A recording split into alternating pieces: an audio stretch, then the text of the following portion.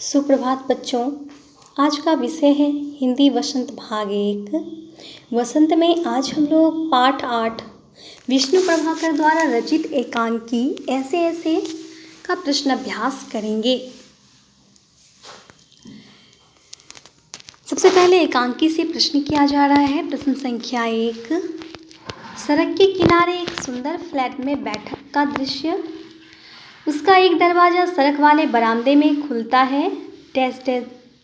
उस पर एक फ़ोन रखा है। इस बैठक की पूरी तस्वीर बनाओ। उत्तर। सड़क के किनारे एक सुंदर फ्लैट में बैठक का दृश्य। उसका एक दरवाज़ा सड़क वाले बरामदे में खुलता है, दूसरा अंदर के कमरे में, तीसरा रसोई घर में। अलमारियों में पुस्तकें लगी हैं।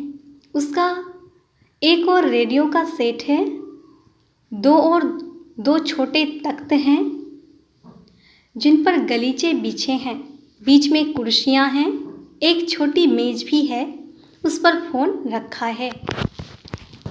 प्रश्न संख्या 2। माँ मोहन के ऐसे ऐसे कहने पर क्यों घबरा रही थी? उत्तर। माँ ऐसे ऐसे को एक नई बीमारी समझ रही थी। उन्हें डर था कि कहीं मोहन को कोई बीमारी न हो गई हो, इसलिए माँ मोहन के कराहने और पीड़ा को देखकर घबरा उठी। प्रश्न संख्या 3। ऐसे कौन कौन से बहाने होते हैं जिन्हें मास्टर जी एक ही बार में सुनकर समझ जाते हैं? ऐसे कुछ बहानों के बारे में लिखो। उत्तर। ऐसे अनेक बहाने होते हैं जिन्हें मास्टर जी एक ही बार में सुनकर समझ जाते हैं, जो निम्नांकित हैं। पेट में दर्द, सिर में दर्द, गृह कार्य की कॉपी घर भुलाना इत्यादि। अब प्रश्न भाषा की बात से है। उदाहरण स्वरूप 4 वाक्य यहाँ दिए गए हैं। नंबर क। मोहन ने केला और संतरा खाया। ख। मोहन ने केला और संतरा नहीं खाया। ग। मोहन ने क्या खाया? घ। मोहन केला और संतरा खाओ।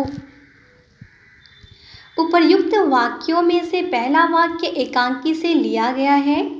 बाकी 3 वाक्य देखने में पहले वाक्य से मिलते जुलते हैं, पर उनके अर्थ अलग अलग हैं।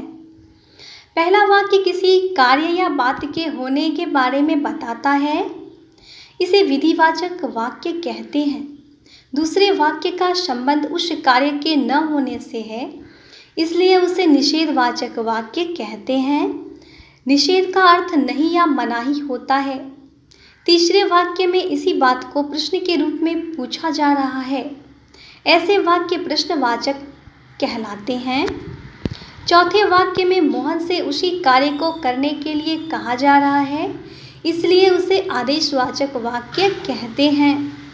आगे एक वाक्य दिया गया है, इसके बाकी 3 रूप तुम स्वयं सोचकर लिखो। कह रहे हैं कि उपर्युक्त वाक्यों में 4 वाक्य जो उदाहरण स्वरूप दिए गए हैं, उसमें सबसे ऊपर वाला जो वाक्य है वो एकांकी से लिया गया है। बाकी 3 वाक्य पहले वाक्य से मिलते जुलते हैं, किंतु उनके अर्थ अलग अलग हैं। पहले वाक्य में किसी काम को, कार्य या बात के होने को बताता है, किस प्रकार वो हो रहा है, इसलिए इसे विधिवाचक वाक्य कहते हैं। दूसरे वाक्य का संबंध उस वाक्य के न होने से है, उस कार्य के, खाने के नहीं होने से है, इसलिए इसे निषेधवाचक वाक्य कहते हैं। निषेध का अर्थ मनाही होता है। तीसरे वाक्य में उसी बात को पूछा जा रहा है, प्रश्न किया जा रहा है, इसलिए इसे प्रश्नवाचक वाक्य कहते हैं।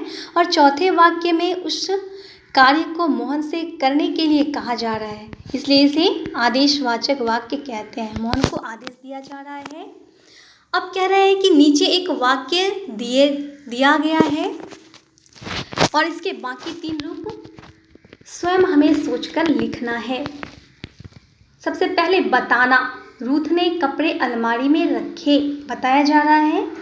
दूसरा जो वाक्य हम लोग लिखेंगे वो मनाही, नहीं या मना करना। तीसरा पूछना और चौथा आदेश देना। उत्तर। सबसे पहले विधिवाचक वाक्य है।